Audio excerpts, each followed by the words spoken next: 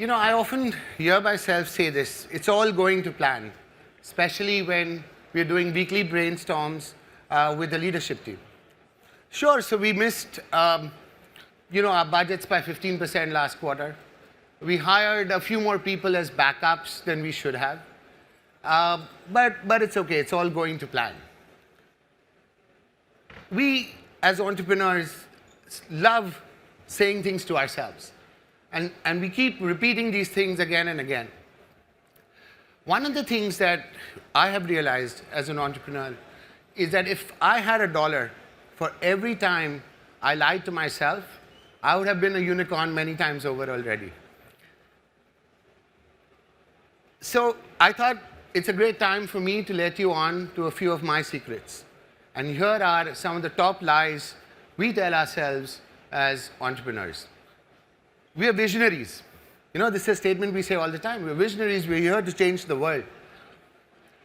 We're obsessed with the way we look at the world within our vision. We love our products. We believe that our customers want what we have created. We design our products not to suit their needs, but their needs to suit our products. But the truth is that not everything we create is a gold mine. Several times we create products that don't work. And what I have learned as an entrepreneur over a period of time is not where to invest and how much to invest, but when to stop investing when things don't work out.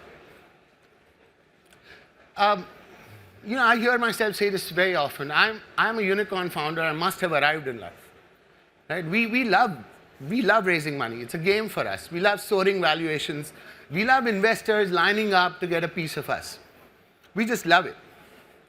And we've begun believing that the more money we raise, the sexier we are, the more successful we are. But the truth in my head says it's not about how much money I've raised.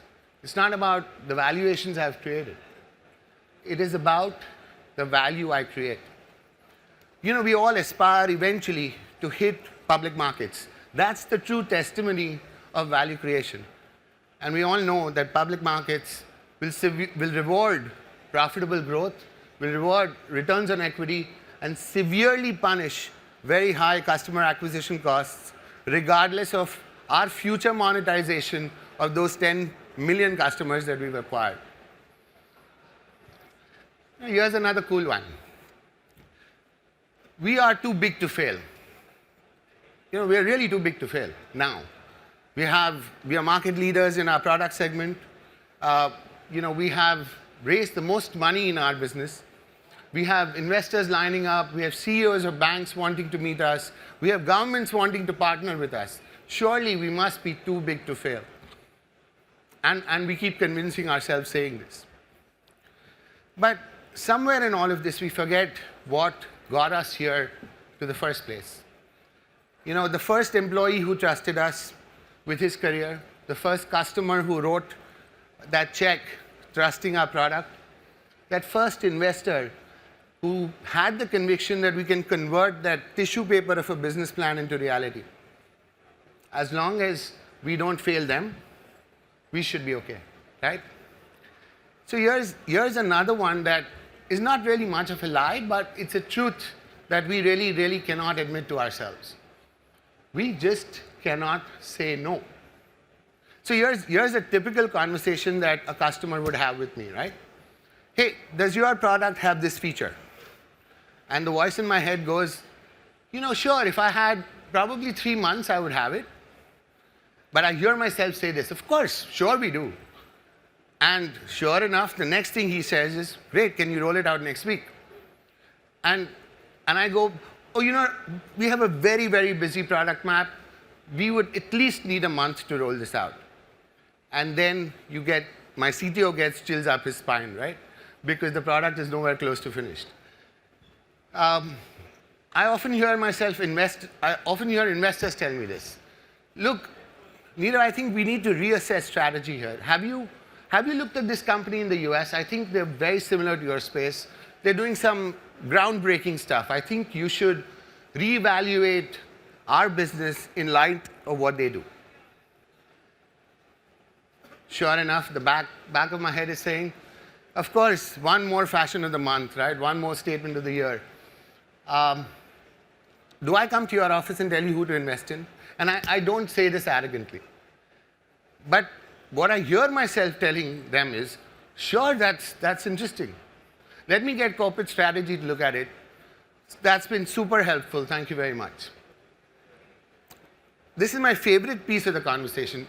You know, when you have appraisal and compensation reviews once every often, and you have your star performers talking to you when you discuss compensation with them.